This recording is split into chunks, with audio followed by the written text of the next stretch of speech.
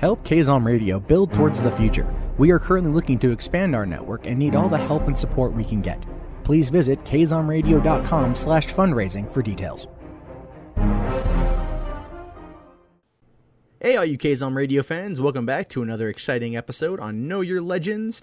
I would like to welcome you all to a new portion of the show called Infrequent Affairs. Now this is not going to be, before I did cryptids and I did unsolved murders, and I kind of realized that I did not give you the best, I focused too much on one particular situation or subject rather than kind of mixing it up. So for the next 6 months, and I'm talking 24, 25 weeks, at least 6 months, we're going to be covering different topics on the show every week that aren't going to be specifically related.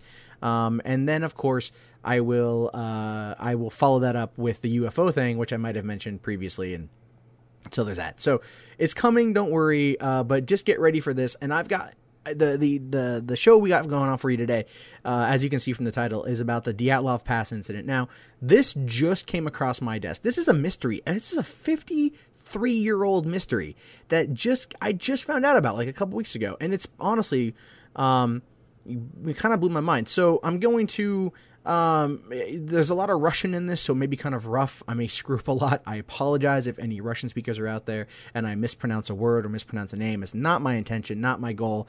Please overlook the lack of my vernacular, and just go for, the story at hand. It's quite interesting. If you've never heard this before, get ready, because it is nuts. All right, here we go. The Dyatlov Pass incident resulted in the deaths of 9 ski hikers in the northern Ural Mountains on the night of February 2nd, 1959. It happened on the east shoulder of the mountain Kholat Shakil, a Mansi name meaning Mountain of the Dead. The mountain pass where the incident occurred has since been named Dyatlov Pass after the group's leader, Igor Dyatlov. The lack of eyewitnesses has inspired much speculation. Soviet investigators determined only that a compelling unknown force had caused the deaths. Access to the area was barred for skiers and other adventurers for 3 years after the incident. The chronology of the incident remains unclear because of the lack of survivors. Investigators at the time determined that the hikers tore open their tent from within, departing barefoot into heavy snow and a temperature of about negative 30 degrees Celsius. Although the corpses showed no sign of struggle, 2 victims had fractured skulls, 2 broken ribs, and 1 was missing her tongue. Their clothing, when tested, was found to be highly radioactive. Background. The group, led by Igor Dyatlov, consisted of 8 men and 2 women. Most were students or graduates of Ural Polytechnical Institute, now known as the Ural State Technical University. Their names as followed. Igor Dyatlov, the group's leader, born January 13, 1936. Zinaida Kolmogorova, born January 12, 1937. Ludmila Dubina, born January 11, 1936. Alexander Kolevatov, born November 16, 1934.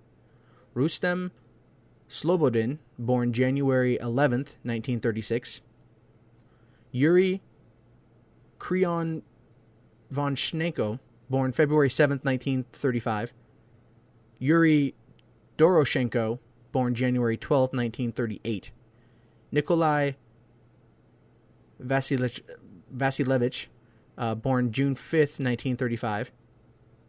Alexander Zolotaryov, born February 2, 1921.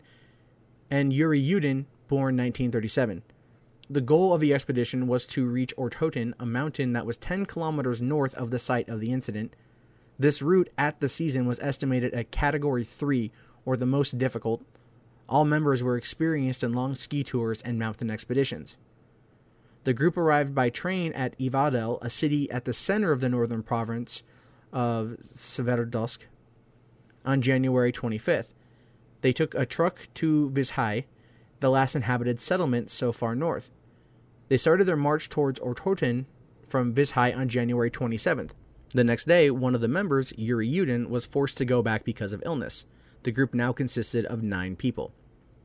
Diaries and cameras found around their last camp made it possible to track the group's route up to the day preceding the incident. On January 31st, the group arrived at the edge of the highland area and began to prepare for climbing. In a woody valley, they cached surplus food and equipment that would be used for their trip back. The following day, February 1st, the hikers started to move through the pass. It seems they planned to get over the pass and make camp for the next night on the opposite side, but because of worsening weather conditions, snowstorms, and decreasing visibility, they lost their direction and deviated west, upwards towards the top of the mountain. When they realized their mistake, the group decided to stop and set up camp there on the slope of the mountain. The search. It had been agreed beforehand that Dyatlov would send a telegraph to their sports club as soon as they returned to Vizhai. It was expected that this would happen no later than February 12th, but when this date had passed and no messages had been received, there was no reaction. Delays of a few days were common in such expeditions. Only after the relatives of the travelers demanded a rescue operation did the head of the institute send the first rescue groups. These consisted of volunteer students and teachers on February 20th. Later, the army and police forces became involved, with planes and helicopters being ordered to join the rescue operation. On February 26th, the searchers found the abandoned and badly damaged tent on the mountain. A chain of footprints could be followed leading down towards the ledge of the nearby woods, on the opposite side of the path about 1.5 kilometers northeast. But after 500 meters, they were covered in snow. At the forest edge, under a large old cedar, the searchers found the remains of a fire, along with the first two bodies, those of Yuri Krovoshenko and Yuri Doroshenko, shoeless and dressed only in their underwear. Between the cedar and the camp, the searchers found 3 more corpses: Dyatlov, Zina Kolmorgova, and Rustem Slobodin, who seemed to have died in poses suggesting that they were attempting to return to the tent. They were found separately at distances of 300, 480, and 630 meters from the tree. Searching for the remaining 4 travelers took more than 2 months. They were finally found on May 4th, under 4 meters of snow, in a ravine in a stream valley further into the woods from the cedar tree. Investigation. A legal inquest had been started immediately after finding the first 5 bodies. A medical examination found no injuries which might have led to their deaths, and it was concluded that they'd all died of hypothermia. One person had a small crack in his skull, but it was not thought to be a fatal wound. An examination of the 4 bodies which were found in May changed the picture. 3 of them had fatal injuries. The body of Thibodeau Brignoli had major skull damage, and both Dubinina and Zolotrev had major chest fractures. According to the doctor, the force required to cause such damage would have been extremely high. He compared it to the force of a car crash. Notably, the bodies had no external wounds, as if they were crippled by a high level of pressure. One woman was found to be missing her tongue. There had initially been some speculation that the indigenous Mansi people might have attacked and murdered the group for encroaching upon their lands, but investigation indicated that the nature of their deaths did not support the thesis. The hikers' footprints alone were visible, and they showed no sign of hand-to-hand struggle. Although the temperature was very low, around -25 to -30 degrees Celsius, with the storm blowing, the dead were only partially dressed. Some of them only had 1 shoe, while others had no shoes or wore only socks. Some were found wrapped in snips of ripped clothes that seemed to have been cut from those that were already dead. However, up to 25% of hypothermia deaths are associated with the so-called paradoxical undressing. This typically occurs during moderate to severe hypothermia, as the person becomes disoriented, confused, and combative. They may begin discarding their clothing, which in turn increases the rate of heat loss. Journalists reporting on the available parts of the inquest filed a claim that states, 6 of the group members died of hypothermia and 3 of fatal injuries. There was no indication of other people nearby apart from the 9 travelers on the mountain, nor anyone in the surrounding areas. The tent had been ripped from inside. The victims had died 6 to 8 hours after their last meal. Traces from the camp showed all group members left the camp of their own accord on foot. To dispel the theory of an attack by the indigenous Mansi people, doctors stated that their fatal injuries of 3 bodies could not have been caused by another human being because the force of the blows had been too strong and no soft tissue had been damaged. Forensic radiation tests had shown high doses of radioactive contamination of the clothes of a few victims. The final verdict was that the group members all died because of a compelling unknown force. The inquest ceased officially in May 1959 as a result of the absence of a guilty party. The files were sent to a secret archive, and the photocopies of the case became available only in the 1990s, but some parts were missing. controversy surrounding investigation. Some researchers claim that facts were missing, perhaps ignored by officials. 12-year-old Yuri Kontsevich, who would later become the head of the Dyatlov Foundation, attended 5 of the hikers' funerals and recalls their skin had a deep brown tan. The hikers' clothing was found to be highly radioactive. Another group of hikers about 50 kilometers south of the incident reported that they saw strange orange spheres in the night sky to the north, likely in the direction of the Mountain of the Dead. On the night of the incident, similar spheres were reported in Ivadel and adjacent areas continually during the period February to March 1959 by various independent witnesses, including the Meteorology Service and the military. These were later proven to be launches of R-7 intercontinental missiles by Eugene Bainov. Some reports suggest that there was a great deal of scrap metal in the area, leading to speculation that the military had utilized the area secretly and might have engaged in a cover-up. Aftermath. In 1967, Sverdlovsk writer and journalist Yuri Yarov published the novel Of the Highest Rank of Complexity, which was inspired by the incident. Yarov, he had been involved in the search for Dyatlov's group and at the inquest, including acting as an official photographer for the search campaign and at the initial stage of the investigation, and so had insight into the events. The book was written in the Soviet era when the details of the accident were kept secret, and he avoided revealing anything beyond the official position and well-known facts. The book romanticized the accident and had much more optimistic end than the real events. Only the group leader was found deceased. His colleagues say that he had an alternative version of the novel, but both were declined because of censorship. Since his death in 1980, all his archives, including photos, diaries, and manuscripts, have been lost. Some details of the tragedy became available in 1990 following publications and discussions in the region's national press. One of the first authors was journalist Anatoly Gushkin.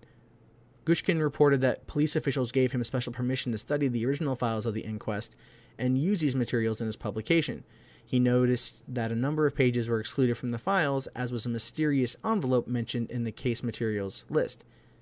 At the time, the photocopies of the case files started to circulate among other unofficial researchers. Gushkin summarized his research in the book The Price of State Secrets is 9 Lives. Some research criticized it due to its concentration of the speculative theory of a Soviet secret weapon experiment, but the publication aroused the public discussion, stimulated by interest in the paranormal. Indeed, many of those who remained silent for 30 years reported new facts about the accident. One of them was a former police officer, Len Inavov, who led the official inquest in 1959.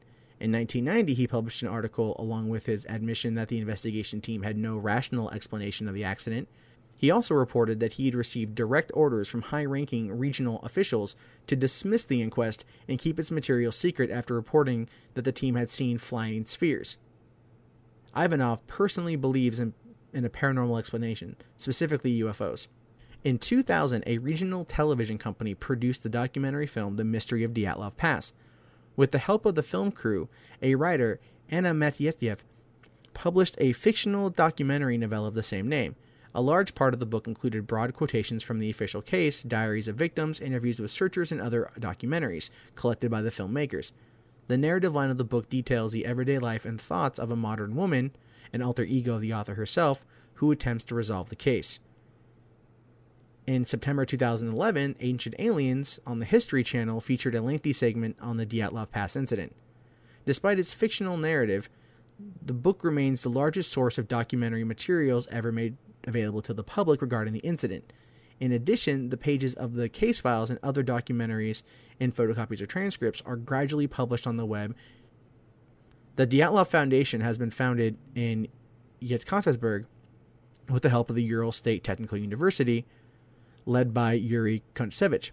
The foundation's aim is to convince current Russian officials to reopen the investigation of the case and maintain the Dyatlov Museum to perpetuate the memory of the dead hikers.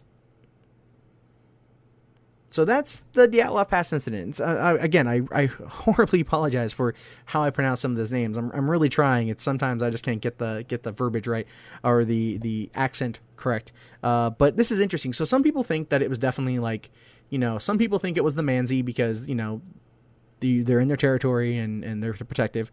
I mean, they're at a place called the Mountain of the Dead. What do you expect is going to happen here? Some people like to believe that it was like Sasquatch or the Yeti that was in the area, but I mean, the Yeti is generally reserved to like Everest and that region, like of Nepal. So I don't really know how close that is. I don't have a map in front of me right now. Others like to believe that it was like a Russian weapons test. The KGB covered it up. Others like to believe that it was, an avalanche came down and crushed them. And there's a whole bunch of different ideas and theories and belief structures around this incident. What we know is 9 people died under quote unquote mysterious reasons or a compelling unknown force. But what I don't get is some people say this too, is like, oh, it was an avalanche killed them. Well, an avalanche, that would have maybe accounted for the 4 found 4 meters underneath the snow, but the ones found on top of the snow, how do you explain an avalanche? How do you explain an avalanche coming down, burying 4 people, but a tent's on top? They found remains of a camp. I mean, granted, it's like, did they all die at the same time? We don't know how many lived, further, but 2-month difference between finding some of the bodies was a little crazy. And, what are the flying, the flying spheres in the sky, I mean, were they like flares, were they other things like that? But it's been said that those flying spheres have been seen before and after the incident. So, Ivadol is a pretty crazy place. And if I could get over to Russia, I'd totally go check it out.